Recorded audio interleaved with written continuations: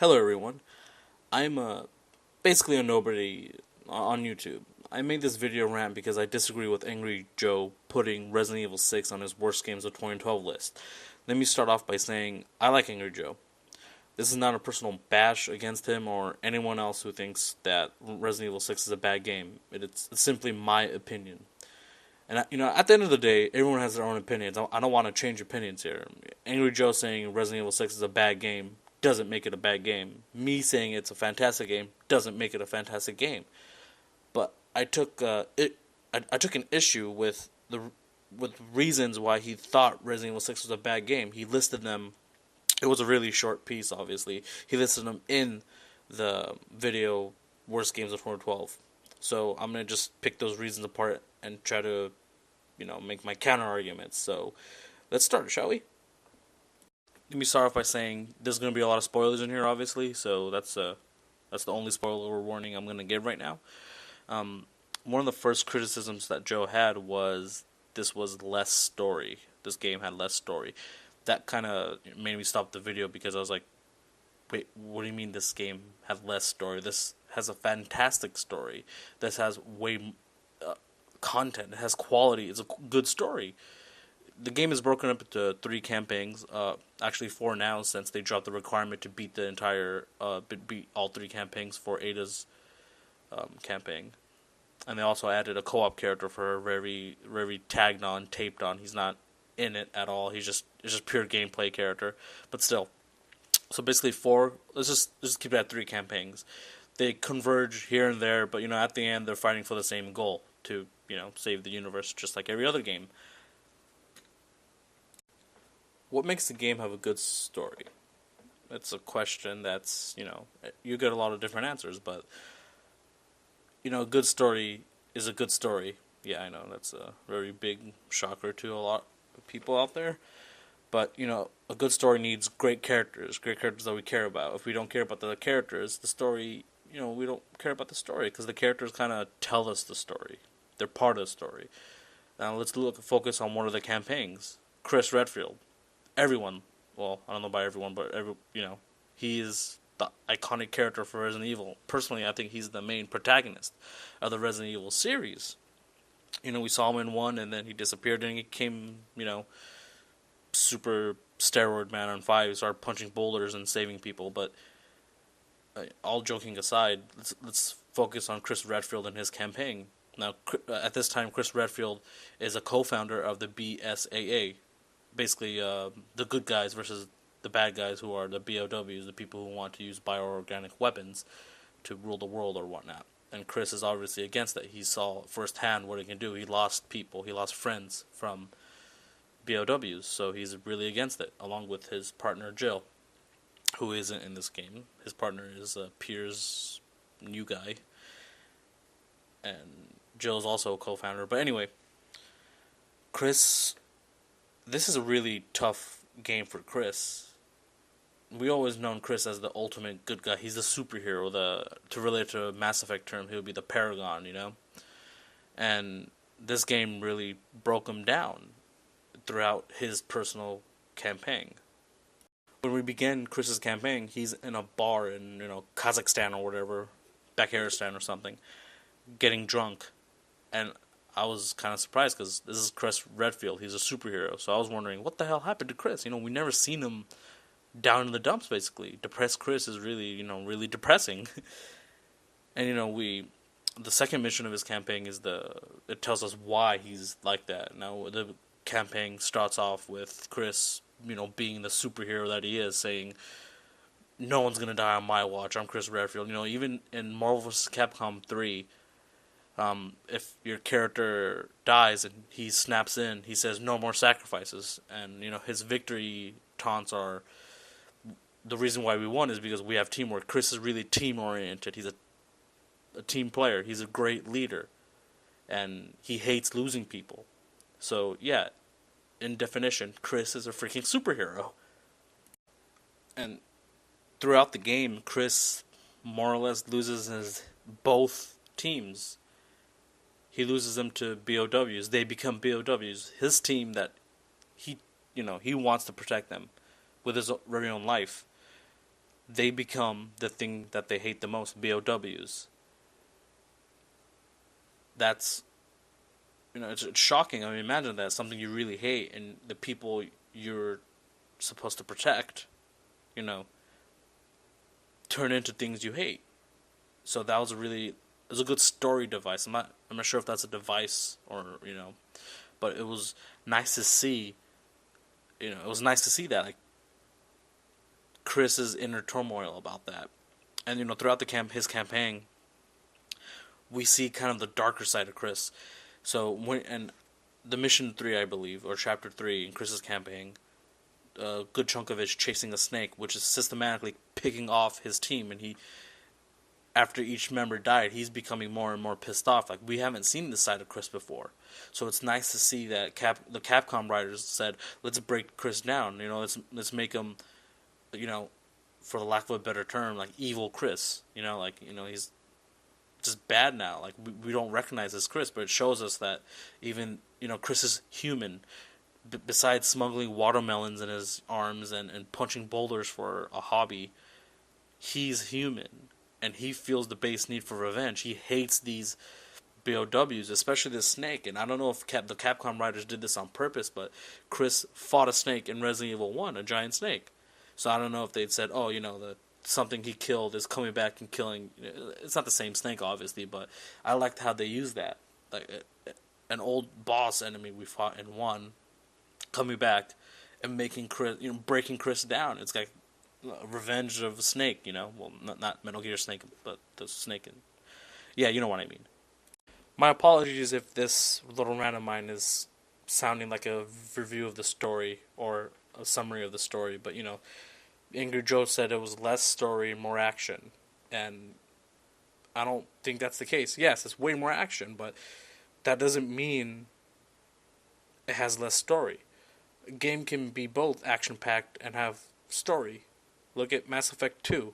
I mean, yes, there's Mass Effect 3, but, that has a whole bad ending thing, so I'm going to kind of slide on to Mass Effect 2. Great, great action, especially, again, the Vanguard.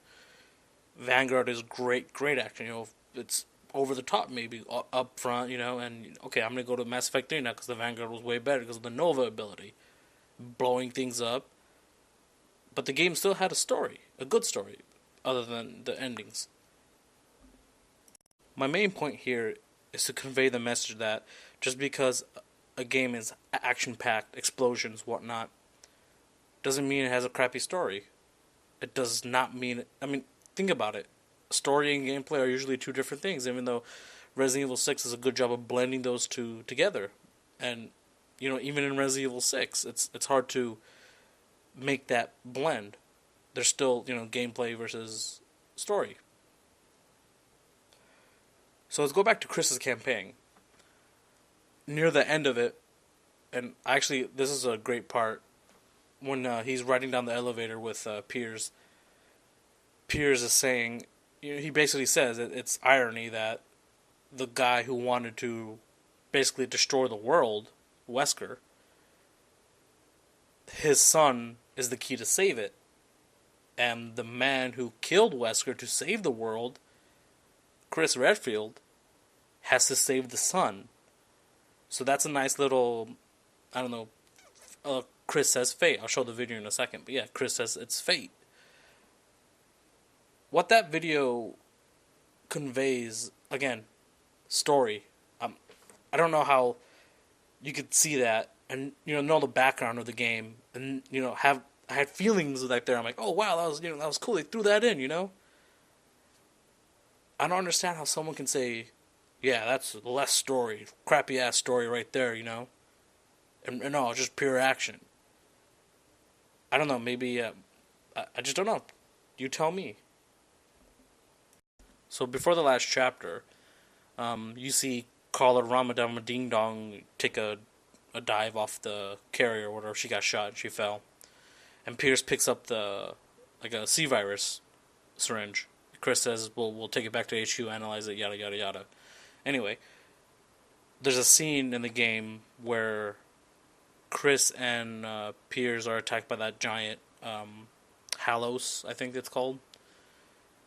And Chris basically is about to get killed, and Piers, his arm is broken or ripped off. Like he ripped it off just because he's a badass like that, trying to help Chris. He sees the C virus, and he has no other choice. This was a brilliant gameplay maneuver too. You physically, as a player, have to press B, I believe it was, to inject it with Piers. So that kind of, and let's analyze that for a little bit. Piers and Chris are both part of the BSAA.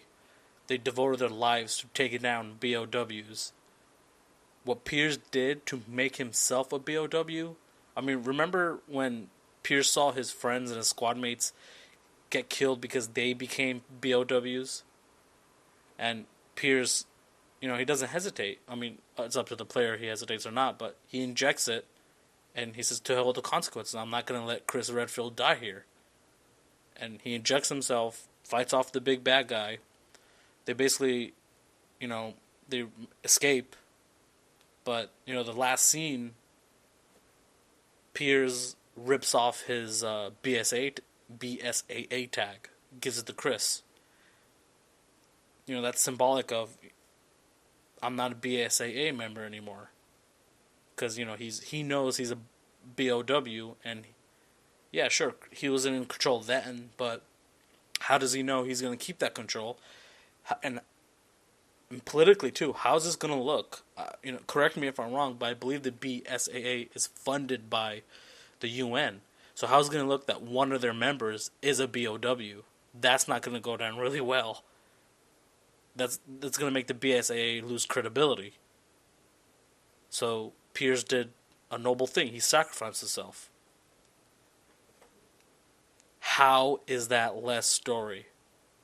And I'm not saying intense emotional reactions or these when heroes sacrifice themselves, that doesn't necessarily make a good story. But I don't understand Angry Joe's comment on how is this less story. This is a beautifully crafted story, and this is just Chris and Pierce's campaign.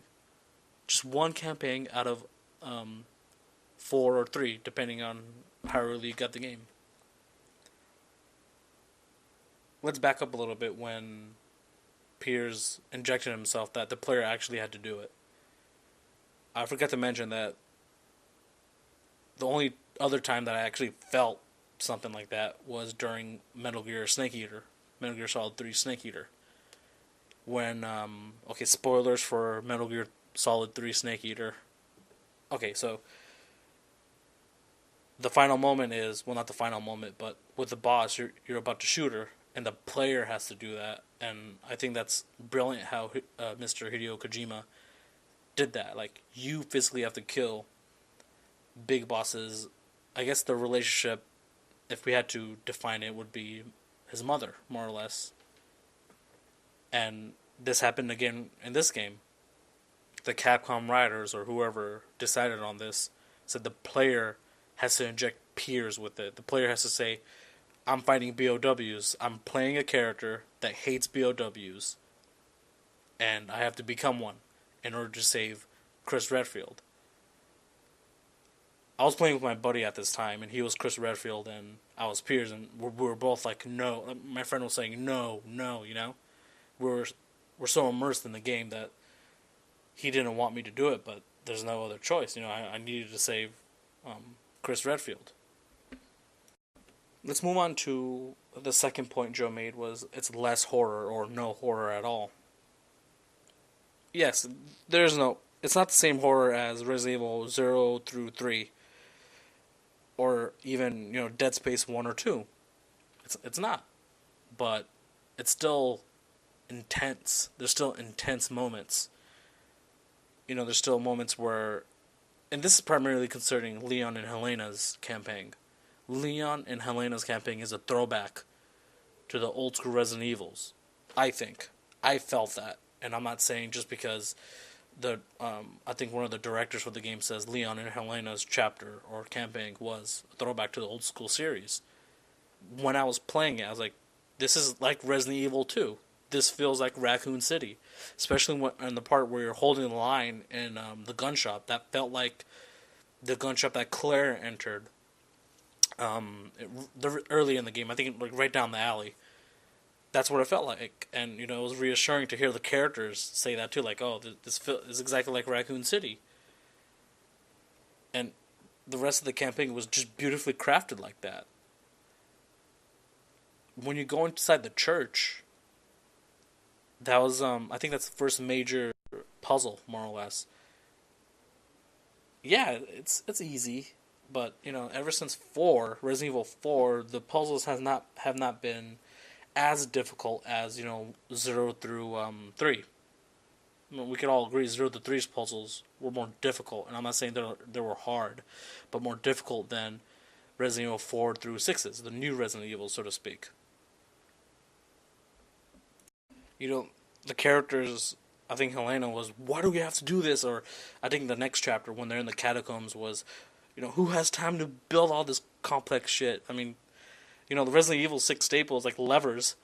And I just remember Leon saying something like, oh, I'm going to look for a lever because we have nothing else better to do. And it literally was a throwback. I mean, you got yourself in, first there was a church, right? First there was a mansion. And then you go underground and it became a freaking laboratory. I mean, and especially like a cave system, super duper cave system, catacomb area when Leon and Helena went down there. And again, in the church, when you're trying to figure out that passageway, I don't know. I just felt like this is Resident Evil right here. And even before getting to the church, when you fall into the graveyard, that was really nice. It was well made, mainly because, again, me and my buddy, professional agent, we're playing on Agent Hunt mode, which I recommend for any playthrough. If you don't know, Agent Hunt mode is basically a PvP type of thing. So you get human players coming in your game as zombies, and these are thinking guys, so they could add some tension to the game, or even horror. Anyway, we're walking through the graveyard, and then lightning strikes, and from the flash of the lightning, we see zombies all over the place. That's just horror, or intensity, or I forgot about it, but even before then, in the train tunnel. You see the light, and you see zombies running toward you. I mean, again, that's just classic horror. Not even classic Resident Evil, just classic horror. The boss fight with the giant shark thing. It was. Remember the part where you first see it, or you first see the fin of it? It's you hear Leon make a comment of, I wish if I ever get in water again, it's warm or something. That area heavily reminded me of the area where you quote unquote meet the shark when I believe you're Chris in Resident Evil 1. And it's the shark boss. And I don't know, but the snake boss, shark boss, those what's it called, Iron Maiden guys, I forgot their name. Later in the campaign you fight. Those are nice throwbacks to the old school Resident Evils, I know the Iron Maiden was in 4, but no one's bitching about 4, so. And again, 4, when you're in China, you have that big area to explore. It's not big, you don't really explore it, but you have these regenerators following you, and again, they regenerate, so it's a waste of ammo to, I think you could almost kill one, like stun one for X amount of time. But it's, big waste of ammo, so it adds tension. Yes, I will admit, less horror, even though I still think there's some of the parts that are still horror. But majority, I guess they traded in for intensity. I mean, horror can breed intensity, but I don't think intensity can breed horror. Or at least the same horror, I'm so bad at this, that people were looking for. Let's skip to the final boss of the campaign, Derek Simmons as a T-Rex. Yes, even I said, what the fuck? Zombie-fied T-Rex. I guess you could call it a zombie-fied T-Rex, but I was like, really? But, I wasn't too surprised because it's Capcom. I mean, we fought a giant spider. Okay, first of all, we fought a giant snake in Resident Evil 1. I'm sure we fought a giant cockroach centipede thing in Resident Evil 0. So, I guess jumping from insects to a dinosaur was kind of, was a surprise. Like the giant fly was cool. It was really really cool. The zombified dog was kind of weird, or the giant Derek Simmons dog was kind of weird. But the T Rex was, yeah, it was like, okay, this is weird, but it makes sense with all the Resident Evils. I mean, again, Resident Evil 4, we fought a giant spider, the last boss, and even Napoleon. I forgot the guy with the Napoleon. The guy I called him Napoleon. He had those two predator alien, the Predelian things guarding him. Anyway, he fused one with him and became that giant thing. Again, giant monsters are not an old thing in the Resident Evil franchise.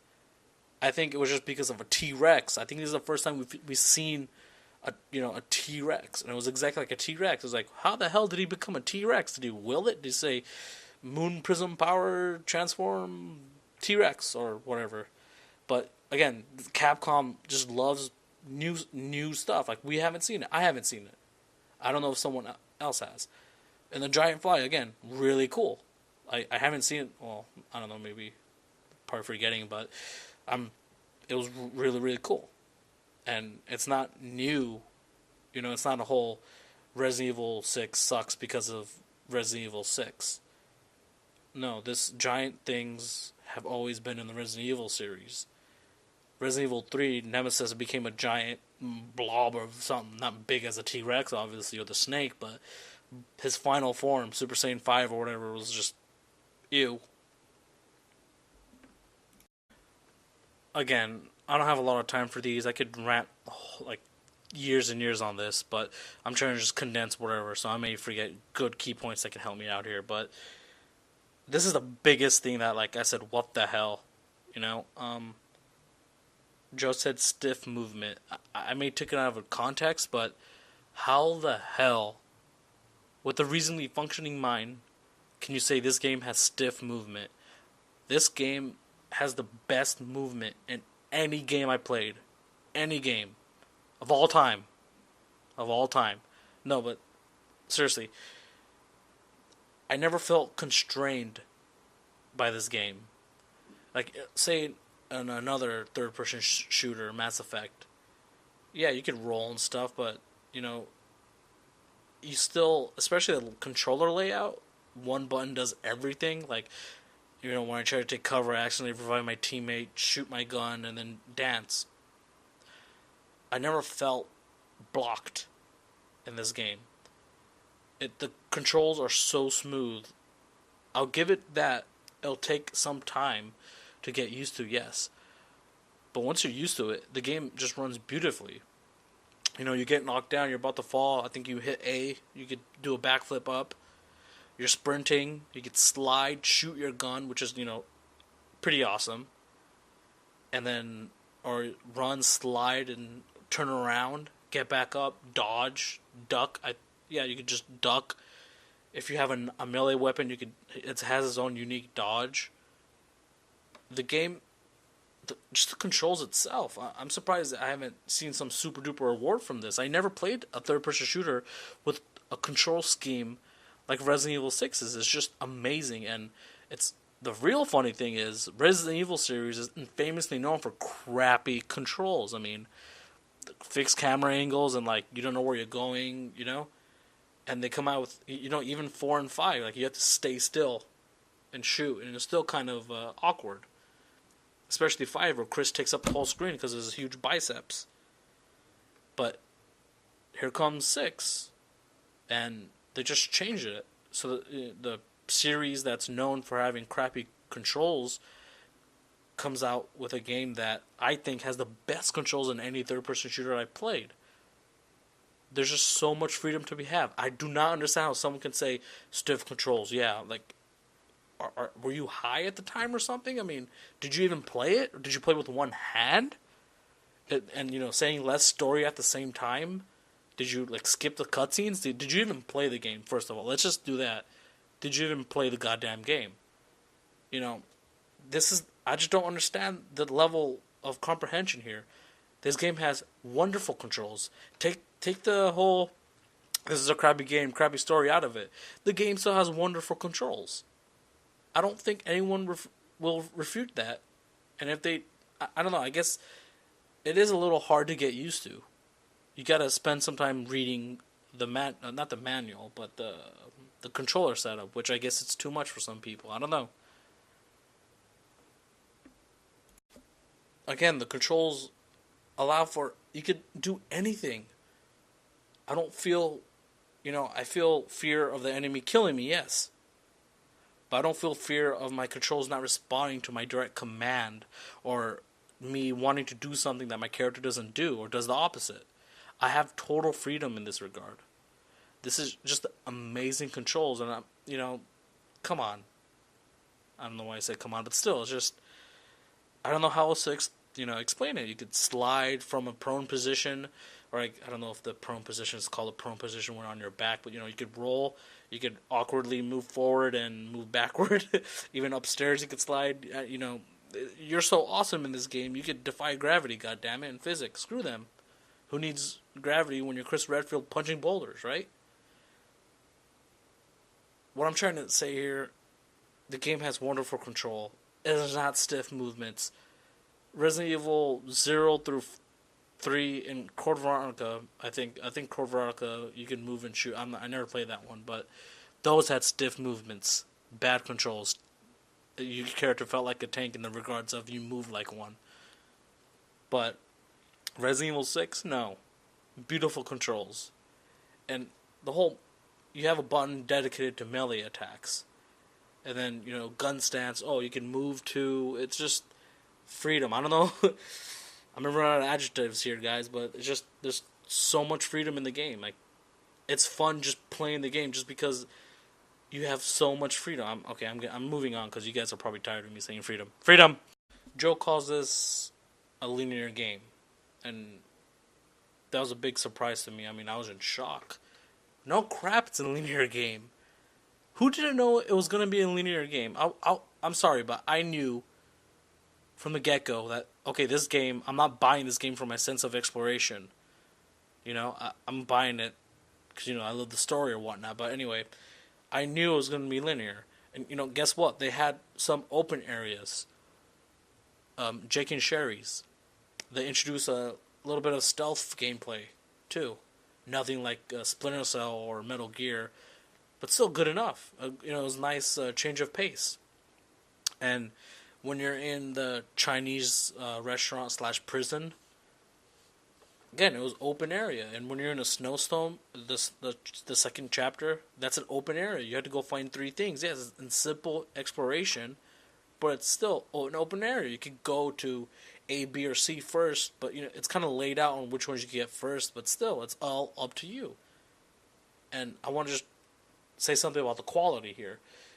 In the second chapter, you got this huge snowstorm blowing on you, so you can barely see your screen. You can barely see through the snow.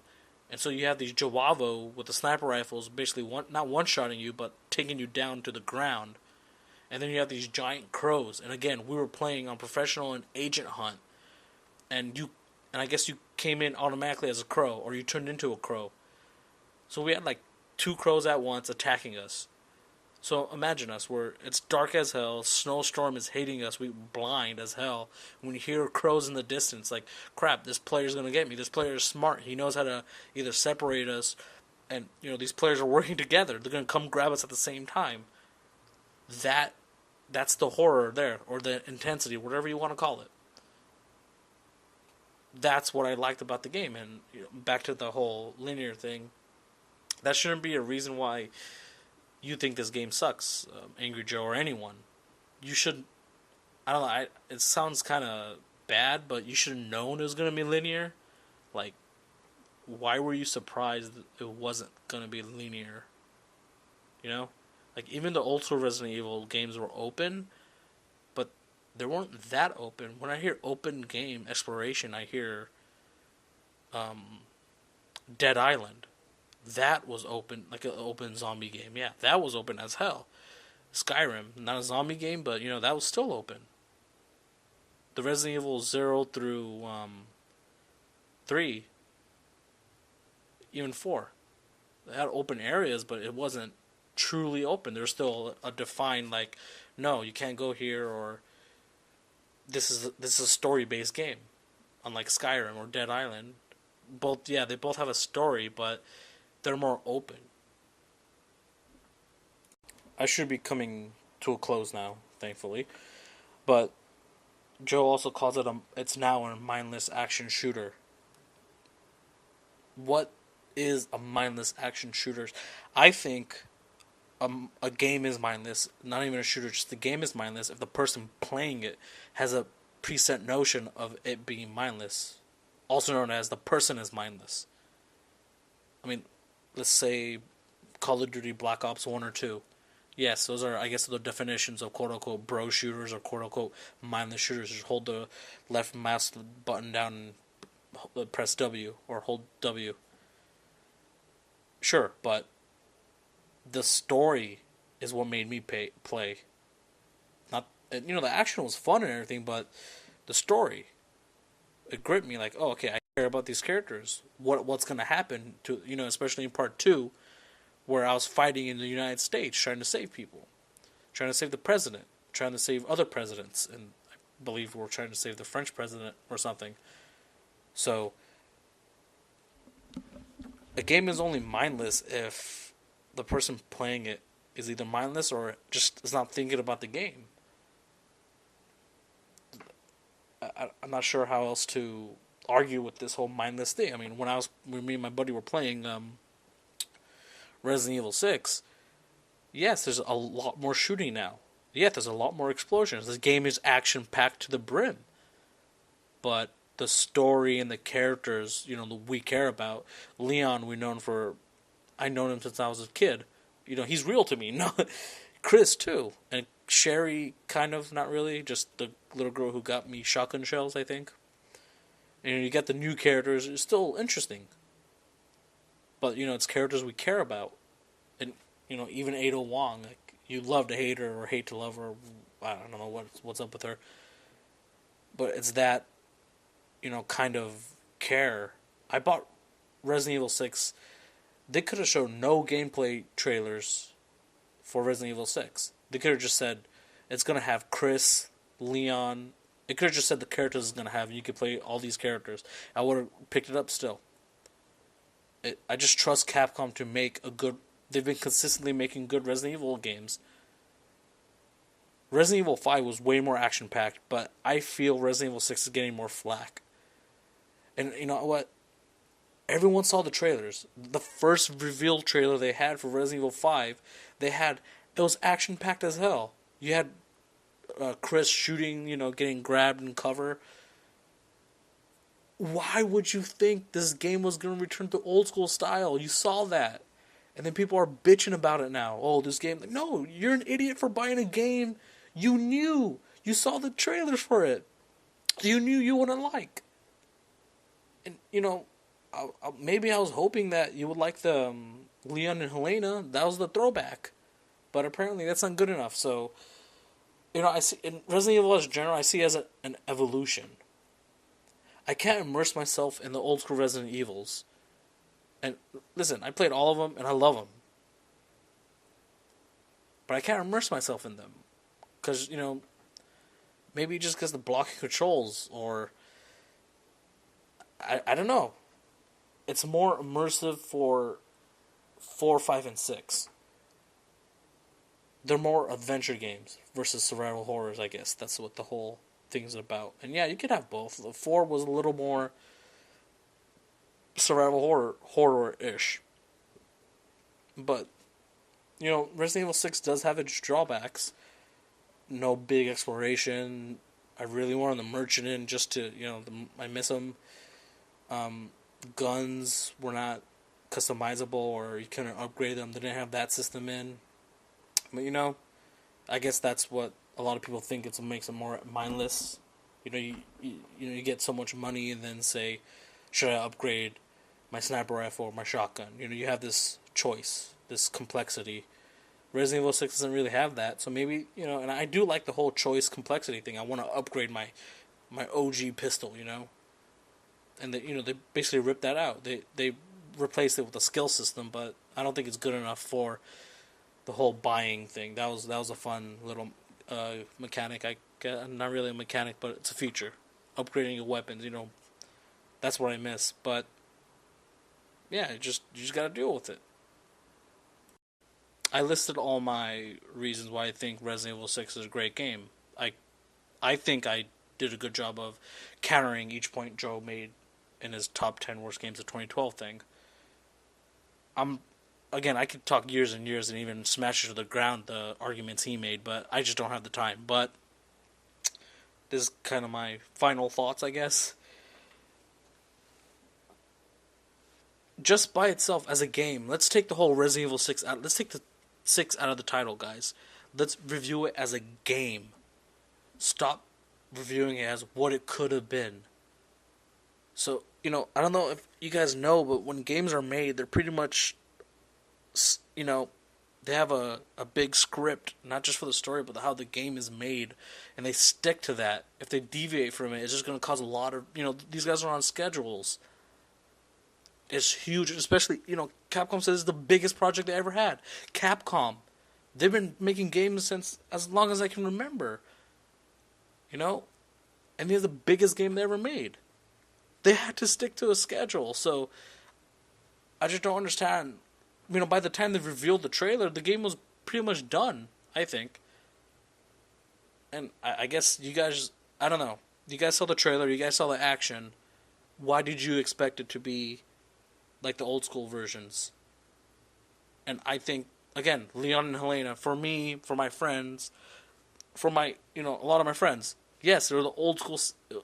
We felt the old schoolness. If that's a word. Yeah, it is. It's a compound, damn it. But we felt that. So, like I said, review it as a game. Stop saying what it could have been. So, as a game, let's see. Really great controls, great storyline, great action. Oh, look at that. Maybe it becomes a better game if you don't have those specs, those glasses of what it could have been. Guess what? Mass Effect, what it could have been. A better story. But you know what? We got what we got. You gotta deal with it. And I'm not saying lay down and take it. No, you guys should. Yeah, let's. The Mass Effect 3 movement. The ending DLC movement. I totally forgot what it was. Retake gaming. I think there's a new movement born from them. Retake Mass Effect is retake gaming. But I hope they have no concern with Resident Evil 6. It's a great game by itself. Like Mass Effect 3. Crappy story. A lot of people said the entire series sucks because of the ending. I could see how people think that, because the series does build up to a great ending. Or supposedly a great ending. It was supposed to be a great ending, but it wasn't. You see what I'm saying here? But Mass Effect 3, would you call it a bad game? Even Angry Joe says, no, it's not. It's not a bad game. Don't say it is. Don't say it's not. It's not a bad game. Take away the ending. It's not a bad game. And I know, story makes everything. And like I said, I'm a big guy on story. But, I could try to take my bias out of it. It's still a great game. Resident Evil 6, I meant. And I just don't understand why Mr. Joe hates it so much. I guess he went into the mindset of already hating it. I mean, people obviously saw the trailers. They saw Chris, blowing shit up with his watermelon biceps and throwing boulders at people by punching them. Punching the boulders. They knew it was action-packed. That's what I'm trying to say. Why? I don't know. Maybe there's people just love to hate, I guess. Haters gonna hate. Sorry. So again, my opinion, obviously this whole thing is all about opinions. But in my opinion, the game has a great story, great characterizations, the voice acting is superb, the motion capture, first of all, the game has motion capture. It's superb as well. This game, I don't know why it's on the list. Maybe you're going into it with a negative mindset. Honestly, to me, it just seems like you played it on amateur difficulty, blinded, probably drunk, in the dark, with only one hand. I'm not saying you were doing anything with the other hand. Oh, God. You said stiff controls, so, I'm just trying to... Anyway, that's my final thought. I do have a few expectations for this video. Number one is no one's gonna see this. I'm talking to myself. I doubt anyone's gonna see it. Number two, if anyone does see it, I'm gonna get flamed as hell. Please don't. If it's constructive, then yeah, I was constructive throughout this whole thing. Maybe I let my emotion get through here and there, but come on, we're all mature, kind of, maybe, sort of. Number three, I'm hoping Joe sees it. I'm hoping he does, and he responds to it. That'd be great. You know, I'm not trying to look for fame here or whatever. I'm just, again, I felt the need to do this. This is the first time I ever did something like this. I guess counter argument, something. I don't know. Debated. I don't know. But yeah, number one, I doubt anyone's gonna listen to this. It's pretty long. Number two, I doubt it's gonna get to the person I want it to get to. And, you know, if you gotta flame me, just flame me. But as my final thought, I'm not a big person on shooters. I do like complex games. And Resident Evil 6, no, it's not complex. It's not very tactical. I mean, yeah, there are different enemies to where you gotta employ different tactics, but it's not the most tactical game out there. Look at XCOM. Yes, that is a really tactical game. Really deep too, though. You can name your squad, not the squad, but you know, your squad members. I really like that game. But you know, that game also has its faults. I mean, I can make fun of the fact that the story isn't good. You know, it's just a basic story. I'm playing for gameplay. What could have been? Oh, it could have been, you know, a million years longer after we saved Earth. I'm not done with it. I'm assuming we save Earth. After that, we go to the alien planet, get some revenge, and it turns into a different game. It's not about defense. It's about conquest. It could have been that. You see, you can't keep saying it could have been. It could have been. And I understand. Resident Evil, the Capcom heard feedback from fans. We want the old school one back. We want the old school one back. Maybe the success of 4 and 5 kind of put it to where maybe they don't want it back. I don't know what they're saying, but you know, 4 was good. You know, 4 was the breakthrough game, and it was action packed. Remember the scene where you're in the castle and you open a door and there's like this priest with rocket launchers, like 10 priests with rocket launchers pointing at you? How is that not Michael Bay? And no one cared. Everyone loved it. That's why Capcom, you know, okay, let's go action. Oh, they want survival horror? We're going to make a campaign for them that resembles that. But, okay, anyway. Yeah, I mean, I like XCOM. Yeah, I don't know why, but, or I don't know why I'm stating this, but, okay, so my super final thought is, you know, Angry Joe, I obviously don't hate you. Just in case this reaches you, 0.1 chance of reaching you. I think, you know, your videos are really entertaining. You really opened my eyes with your controversy, top 10 controversies. Those are 12. Anyway, especially the one with the whole game reviewers, that creepy guy looking at you with the Doritos. That kind of got me a little angst too, you know? They're being bought out by companies to say games that are good suck. Like the whole Kane Lynch thing with that one guy, the Jeff guy, Giant Bomb creator. Okay, so again, if this reaches you, great. You're a cool guy. I don't like Superman personally. I like Batman more. But anyway, go ahead and leave a comment. Anyone who's listening, and please don't flame me. I'll cry. I swear I will. But yeah, thanks for listening. If anyone listened, and I'm sorry if my video I had to distract you was boring or whatnot. But it was just it's probably going to be me playing Mercenaries from Resident Evil 6. That's another thing, too. You have your multiplayer. Okay, I'm going to just stop.